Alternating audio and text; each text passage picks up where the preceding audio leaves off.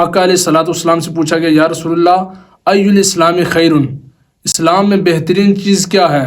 قال تطعم الطعام، حضور نے فرمایا کہ غریبوں کو، مساکین کو کھانا کھلانا۔ پھر دوسری مرتبہ فرمایا تقرأ السلام علی من عرفت ومن لم تعرف، ہر جاننے والے کو اور جس کو تو نہیں جانتا ان کو سلام کہہ۔ یہ اسلام کی بہترین چیز ہے، یعنی اسلام کی بہترین اعمال میں سے یہ ایک چیز ہے۔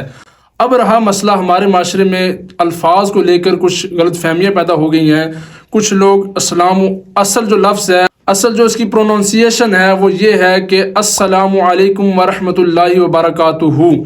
یہ کہہ کر سلام کرنا چاہیے، یہ سنت کے مطابق ہے۔ اب رہا جو اس کے علاوہ الفاظ استعمال ہوتے ہیں، السلام علیکم، اسلام علیکم، سلام و علیکم، اسلام و علیکم، یہ سارے الفاظ سنت کے خلاف ہیں۔ ان الفاظ میں رد و بدل بسا اوقات معنی کی تبدیلی پیدا کر دیتا ہے۔ اس کے متعلق یعنی کہ آپ اگر کسی کو السلام علیکم کہتے ہیں تو اس کا مطلب ہے کہ تجھ پر لعنت ہو، تجھے موت آئے۔ اس کے متعلق بخاری شریف کی حدیث پاک ہے کہ ایک مرتبہ حضرت عائشہ صدیقہ رضی اللہ تعالی عنہا فرماتی ہے کہ ایک مرتبہ یہود کا وفد آقا علیہ الصلوۃ والسلام سے ملنے کے لیے آیا اور انہوں نے آ کے کہا السلام علیکم،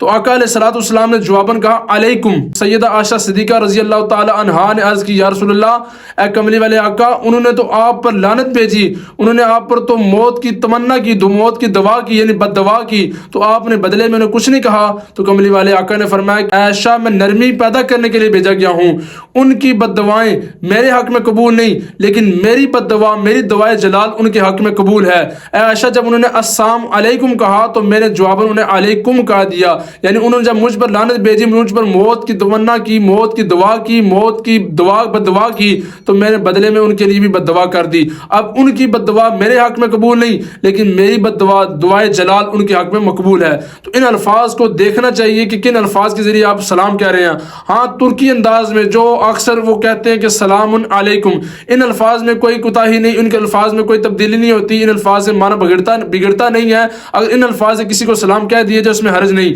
لیکن سنت کے مطابق سلام کرنے کے لیے جو الفاظ شریعت مطہرہ نے بیان کر رکھے ہیں وہ یہ ہے کہ السلام علیکم ورحمۃ اللہ وبرکاتہ۔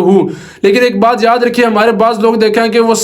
السلام علیکم ورحمۃ اللہ وبرکاتہ سے آگے الفاظ بڑھا دیتے ہیں، کبھی کہتے ہیں جنت حلال ہو، دوزخ حرام ہو، اس طرح کے الفاظ کہتے ہیں۔ تو ان الفاظ کا شریعت مطہرہ ان الفاظ کا حکم دیا ہے، نہ ان الفاظ کو مشروع کہا ہے، بلکہ سلام کے لیے تین چار الفاظ جو شریعت مطہرہ نے متعین کر رکھے ہیں، ان کے علاوہ جو الفاظ کہیں ان کا جواب دینا ضروری بھی نہیں ہے اور ایسے الفاظ ادا کرنے بھی نہیں چاہیے۔ اور رہا مسئلہ سلام کا جواب دینا، اگر کسی نے سلام کرنا بیسیکلی سنت ہے، کسی نے اگر سلام کر دیا اب اس کا جواب دینا بندے پر فرض ہو گیا، بندے پر واجب ہو گیا، اب بندہ اس کا جواب دے۔ اب رہا مسئلہ وہ سلام کا جواب کس طرح، اگر کسی نے میسج ٹائپ کر کے آپ کو سلام بھیجا تو آپ نے وعلیکم السلام زبان سے کہہ دینا ہے یا فوراً ہی ٹائپ کر کے اسے بھیج دینا کہ وعلیکم السلام، یعنی سلام کا جواب دینا آپ پر لازم ہو گیا۔ اب رہا مجلس کا، کہیں 10-12 افراد بیٹھے ہوئے ہیں، کوئی بندہ باہر سے آتا ہے اور آ کے السلام علیکم ورحمۃ اللہ کہتا ہے، تو کسی ایک پر یعنی کوئی ایک بندہ وعلیکم السلام کہہ دے یعنی جواب دے تو باقی سب پر ساکت ہو جاتا ہے، باقی سب پر لازم نہیں کہ وعلیکم السلام کہیں، یعنی ایک بندے کے ادا کرنے سے باقی سب پر ادا ہو جائے گا۔